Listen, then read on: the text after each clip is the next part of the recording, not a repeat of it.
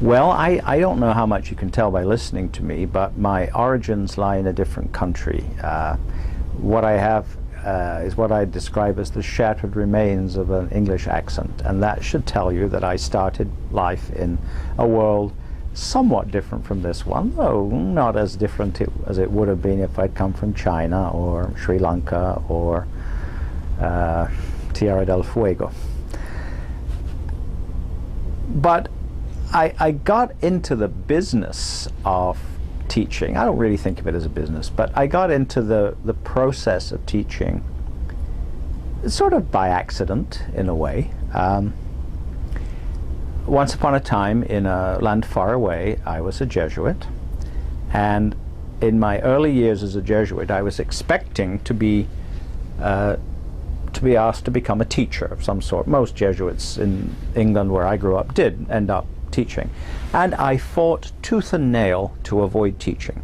I swore I would never ever walk into a classroom and teach, and through my 15 years in the order, I didn't. I successfully avoided it. And then when I left the order,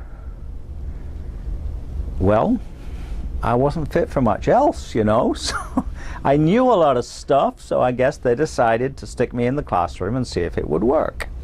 And I taught my very first class at Fairfield University, and I'm still here 31 and a bit years later. And I taught a class. I came in late in the year. Somebody else had been keeping the seat warm for me. And I taught a class, I remember very clearly, called Marriage and the Family. Two topics about which at the time I knew absolutely nothing. And but I think what happened was, you know, for 2 or 3 years you're learning the ropes of the thing, and then one day you're walking across the campus and 2 or 3 people stop and chat with you, and you're going somewhere, and you sort of know your way around, and you sort of figure out this is not such a bad way to spend your time. And once you figure that out, I think, now people will vary in the amount of time it takes them, but once you figure that out, it becomes less about you and more about the people you're teaching. And that's critical. That I don't think I could possibly have done anything like this number of years in the classroom unless I walked in there and really liked being with those people, even the ones you didn't like very much. You liked being with those people, and it's undergraduate teaching that I do, always have done. I've done a bit of graduate teaching, but that's very different. Undergraduate teaching, there's a process of just trying to, it isn't always hard to do, but your objective is to spark some curiosity in the person and draw them into what it is that you find so interesting and so important in what you're doing. So it's not just teaching, it's also the content of the teaching, but the teaching is the act of energizing the people that you are with to share the excitement that you have in what it is that you teach. And somehow when you do that, you sort of energize yourself too. I have frequently walked into a classroom thinking, do I really have to do this today? But I've rarely walked out of a classroom feeling more tired than when I went in. Usually it's the other way around. Usually I've got a kind of boost out of it.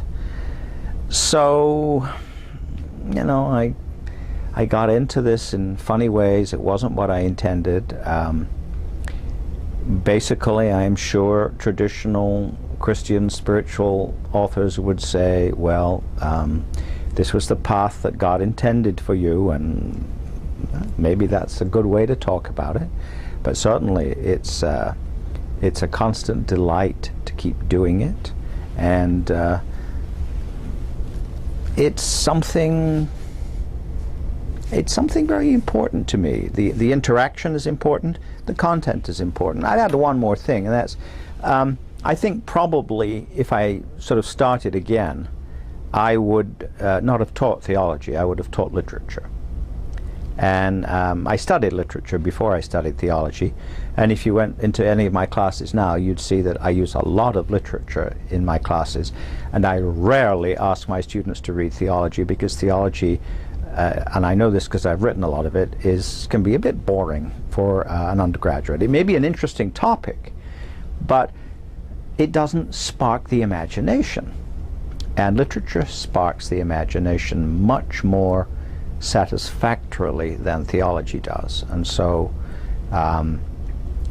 not being a professor of literature, I cheat a bit, and I prefer to use works of the imagination to raise the kinds of questions in students' minds that theological works exist to raise, but most of us theologians are not great creative artists. And so sometimes it's a good thing to step aside and draw on the great works of literature and see if that usually does spark the imagination a bit more than another 60 pages of Karl Barth or another 60 pages of Karl Rahner or something like that.